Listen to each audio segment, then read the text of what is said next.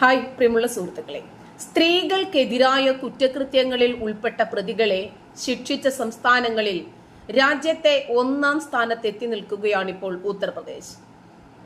നമ്മുടെ നാട്ടിൽ മുമ്പ് എന്ത് നടന്നാലും ശരി, ഊപ്പിയിലാണെങ്കിൽ നമ്മുടെ നാട്ടിൽ ഭയങ്കരമായിട്ടുള്ള വിമർശനങ്ങളും പ്രതിധ്വനികളും അതുപോലെ ഭയങ്കരമായിട്ടുള്ള എതിർ ശബ്ദങ്ങൾ, ഐക്യദാർഢ്യങ്ങൾ, പിന്തുണകൾ അതൊക്കെ ഉണ്ടാകാറുണ്ടായിരുന്നു. കാരണം യുപിയിൽ നടക്കണം, നമ്മുടെ നാട്ടിൽ ഒരു ഹർത്താൽ നടക്കണമെങ്കിൽ നമ്മുടെ മൂക്കൻ തുമ്പിൽ എന്തൊക്കെ തന്നെ സംഭവ വികാസങ്ങൾ ഉണ്ടായാലും ശരി, തൽക്കാലം അത് കണ്ടില്ല എന്ന് നടിച്ചു മുമ്പോട്ട് പോകുന്ന ഒരു പറ്റം ആളുകൾ നമ്മുടെ നാട്ടിലുണ്ട്.